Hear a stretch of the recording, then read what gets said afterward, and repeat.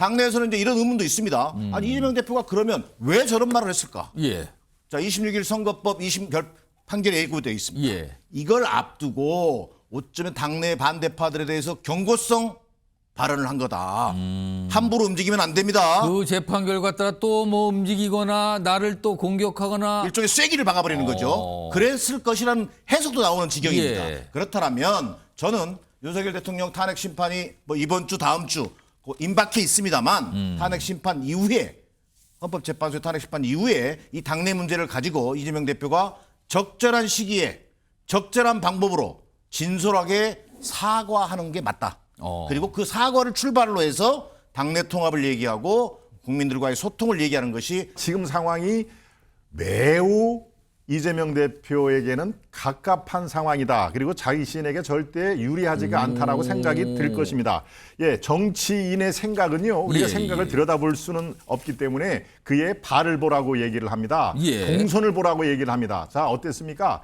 이재명 대표의 최근 거의 연일 광화문 집회에 스스로 나가지요. 그리고 총동원령을 내립니다. 오늘 오전에요. 민주당에서 각 간부들에게 사발 통문을 다 돌렸습니다. 네, 문자 메시지를 다 어떤 내용이었냐. 더불어민주당 소속의 지방자치단체장 및 간부들은 이번 주 토요일 날 광화문에 총집결하십시오라고 하는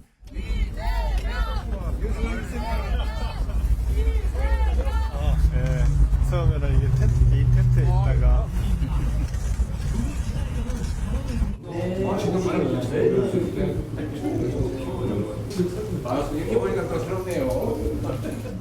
어려운데 어쨌든 오늘 이렇게 시간 내주셔서 좀 너무 고맙습니다. 분들을 좀 이렇게 만나 뵙고 싶은데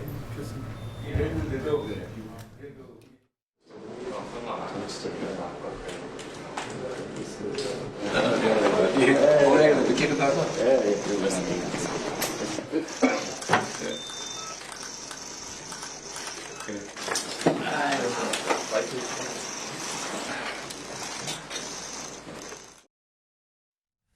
자, 이재명 대표가 비명계 잠룡 정치인들과 사실은 이 윤석열 대통령 탄핵 심판 관련돼서 뭔가 뭉치고 결집하는 모습 분명히 보이고 있거든요. 그렇지만요, 그 전에 한 가지 큰 논란이 있었죠. 이재명 대표가 민주당 내 일부가 검찰과 짜고 쳤다. 이 발언 때문에 민주당이 발칵했거든요. 그게 지금 수면 아래로 잠시 가라앉았다. 왜냐하면 윤석열 대통령 석방이라는 그 계기를 통해서 가라앉았다는 얘기가 나왔죠. 근데요, 완전히 가라앉은 게 아닌 것 같네요. 이런 반응 나옵니다. 보시죠. 김부겸 전 총리가 어제 이렇게 좀 얘기를 꺼내놨군요. 언론에요. 통합 행보의 진정성 인정받으려면 그 검찰 내통 발언 이재명 대표 하신 거 있잖아요. 그거 당사자에게 사과해야 됩니다. 사과 요구가 나왔군요. 박용진 전 의원 어제 이재명 대표 한 자리 했잖아요. 어제. 그런데 이런 얘기도 했습니다. 요 간담회에서 했다 그래요. 당 통합과 단결 위해 발언에 대한 논란을 해소하고 넘어가야 됩니다. 이거 해소해야 돼요. 듣기에 따라서는 해소는 사과를 해야 된다는 뜻일까요? 이런 맥락으로 읽히기도 하네요. 비명계에서 이런 주장이 계속 나오는 겁니다. 이거는 정기랑 교수님부터 좀 들어볼까요? 이재명 대표의 이 당내 일각의 검찰과 짜고 쳤다. 이 발언 참 논란됐었는데 이게 사고로 든 게 아니라 지금 계속스럽게 사과 요구가 나왔거든요. 이거 해소가 이렇게 안 되나 보네요. 이거. 회사가 쉽지 않겠죠. 왜 그러냐면 이재명 대표가 분명한 어떤 입장을 내놓을 필요가 있습니다. 그러나 이제 그 절차와 과정이 될 텐데요. 저는 엊그제 이제 광화문 시국 간담회에서 이게 나온 얘기지 않습니까? 자, 그래서 뭐 박용진 전 의원이라든지 김부겸 전 총이라든지 이런 분들이 나름대로 사과와 해명을 요구했는데 이재명 대표가 뭐 아쉽고 미안하다라는 얘기를 좀 퉁치고 갔어요. 자, 그런데 얼마 전입니다만 이재명 당대표가 뚜렷한 증거도 없이 당내 의원들이 검찰과 결탁해서 체포동의안을 가결했다. 이 말 자체는요. 대단히 잘못된 발언이었죠. 실제로 음모적이고 당을 분열시킬 수 있는 대단히 분열주의적 언어로 볼 수 있습니다.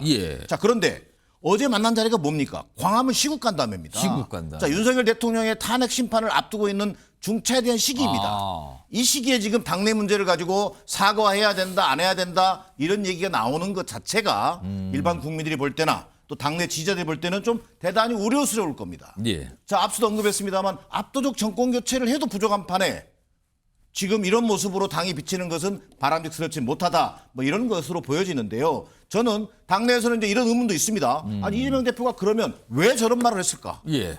자, 26일 선거법 2심 판결에 예고되어 있습니다. 예. 이걸 앞두고 어쩌면 당내 반대파들에 대해서 경고성 발언을 한 거다.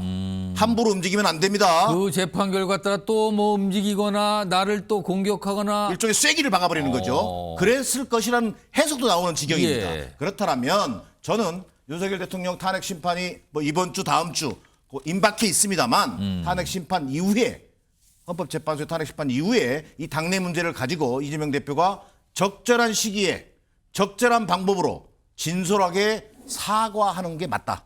그리고 그 사과를 출발로 해서 당내 통합을 얘기하고 국민들과의 소통을 얘기하는 것이 예. 바람직한 방향으로 보여집니다.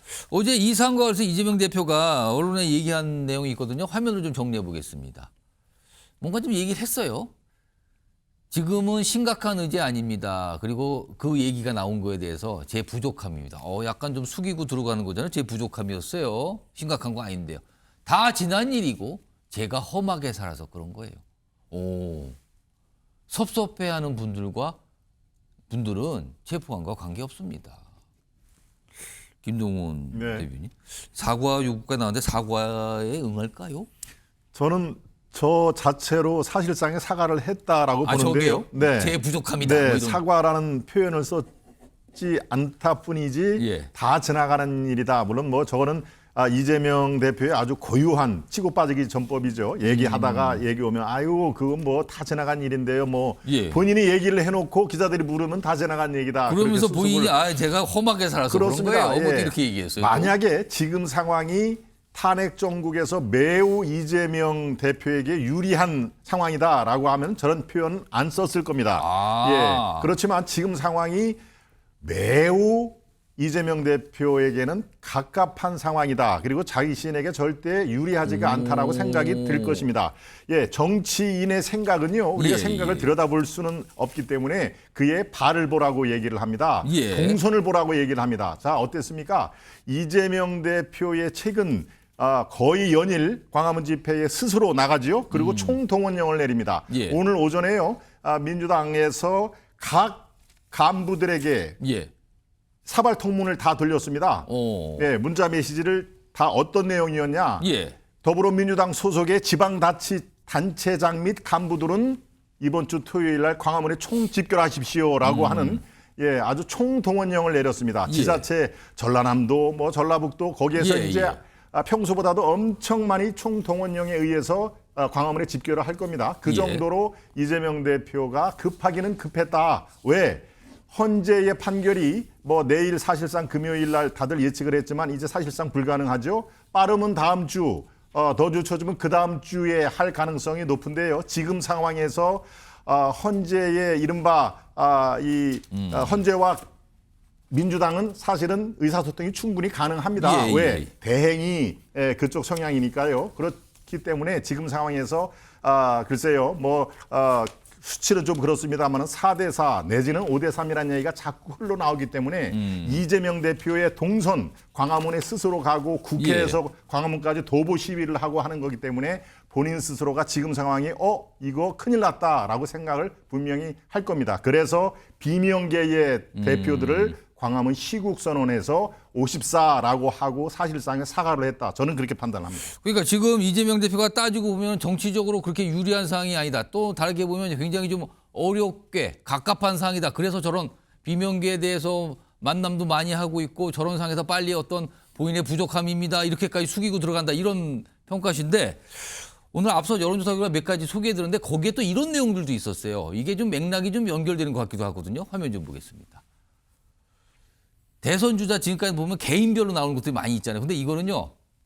정당으로 묶어본 거예요. 정당 소속에 여러 명이 있으니까 정당소로 딱 묶어보니까 물론 이제 민주당은 뭐 이재명 대표의 비중이 압도적이죠. 근데 민주당 후보와 국민의힘 후보를 다 합해봤어요. 숫자를. 그랬더니 민주당 후보가 36, 국민의힘 후보가 35입니다. 한 주 전과는 격차가 더 좁혀졌어요. 이런 현상이 나타났고요. 다음 하나 더 보죠. 그리고 대선 구도 인식, 그러니까 대선 결과가 뭐 어떻게 됐으면 좋겠습니까? 이거 바람을 얘기하는 건데 정권 교체 쪽을 얘기하신 분들이 47, 정권 재창출이니까 이거 정권 연장이잖아요. 42, 한 주 전보다 역시 좁혀졌어요. 이재명 대표 입장에서는 약간 이것도 깝깝한 상황 같은데 정기환 교수님 이 결과 이거 어떻게 해석해야 됩니까? 그러니까 이 결과를 보면 야권 지지층 입장에서 보면 다소 아쉬운 어떤 수치들이죠. 자, 그 말은 다른 말로 하면 이런 겁니다. 아직 민주당과 이재명 대표가 어찌 보면 확실한 대세를 확보하고 있지 못하다. 자, 윤석열 대통령의 탄핵이라고 하는 탄핵 심판을 앞두고 있는 시점에서도 정권 교체 여론과 정당 지지율, 예를 들면 정당 지지율 보면은 거의 도토리 키재기 수준입니다. 지금요. 자, 그다음에 이재명 대표의 어떤 그 대선 후보 지지율도 나오지 않습니까? 예. 그것도 역시 보면 30% 초중반에서 딱 묶여 있는 뭔가 느낌입니다. 지금 잡혀 있어요. 지금. 그렇습니다. 그 말은 뭡니까? 탄핵 찬성파 세력 중에서도 예. 여전히 비이재명계가 이재명 계라고 할 수 있는 비명이라고 하는 것이 세력이 만만치 않게 있다는 걸 또 보여주는 겁니다. 자, 그래서 이재명 대표에게 주어진 과제가 예. 자, 지금 탄핵에 찬성하는 세력, 이른바 탄핵 찬성 연합 세력의 어떤 틀을 넓게 가져가야 한다는 겁니다. 자, 당내 통합은 기본이고 예. 당내 통합에서 더 나아가서 야5당의 어떤 탄핵 찬성 세력을 묶어내고 예. 또 중도파까지 중도 세력까지 견인해낼 수 있는 넓은 연대를 위한 이재명 대표의 어떤 자기 결단이 필요한 시점이다. 그런 맥락에서 지금 현재 여론을 정확하게 이재명 대표가 여론의 어떤 그 지점을 예. 파악할 필요가 있겠다. 뭐 이런 생각을 해보게 됩니다. 김종호 대변인께서 어떻게 보셨어요? 이 여론조사 두 가지 결과인데 굉장히 좁혀졌어요. 지금 정당 기준으로 봤을 때 후보들, 그러니까 잠룡들을 봤을 때와 그다음에 정권 교체냐, 정권 재창출 이것도 좀 좁혀지고 있습니다. 그렇습니다. 지금 추세는 말씀드린 대로 민주당 이재명 대표에게 유리하지 않는 국면으로 전개가 된다. 우리 시청자 여러분도 그런 식으로 이해를 아마 하실 텐데요. 저 수치가 혹시 윤 대통령 석방 이전인지 이후인지를 우리가 또 면밀히 관찰을 이게 해보면 오늘 공개됐기 때문에 그 석방상에 아마 반영된 걸로 보입니다. 반영이 되면은 그 예. 추세가 좀 더 이어질 거라고 저는 판단을 하고 있습니다만은 왜 그렇게 저렇게 민주당 후보 36, 국민의힘 35로 거의 반영이 됐군요. 이게 3월 10일부터 12일이니까 반영이 된 겁니다. 반영이 된 그렇군요. 예, 반영이 됐으면은 그 추세는 조금 더 이어질 것으로 저는 판단하고 있습니다. 예. 왜 민주당 후보와 국민의힘 후보 이름 없이 정당 후보로 할 때 저렇게 차이가 거의 없는 36대 35면 당연히 오차범위 내겠죠. 그렇습니다. 그런데 민주당 후보는 이재명의 일극 체제로서 뭐 다른 대안이 별로 없는 상황 아닙니까? 왜 저럴까요? 바로 이 탄핵 국면에 이재명 대표 또 민주당의 잘못은 없나 처음에 많은 분들이 그걸 생각을 안 했습니다. 왜 비상 이 2021세기 대한민국의 백주대낮에 웬 비상 계엄 이런 것만 생각을 했죠. 이게 계몽령이라는 그런 신조어에서 나타났지만 그 이전에는 이른바 29번째 줄줄이 탄핵이 있었구나라는 분들이 그 뒤에 깨달았다는 거 아닙니까? 예, 전환길 또 뭐 김계리 변호사도 다 그런 식으로 얘기를 한 거 기억나실 겁니다. 그런 이 비상 국면에 이재명 또 민주당의 허물도 만만치가 않구나라고 인식하는 국민들이 점점 저렇게 상승 국면을 거론한다. 그런 의미에서 지지율 격차가 저렇게 차이가 없다라고 저는 판단하고 있습니다.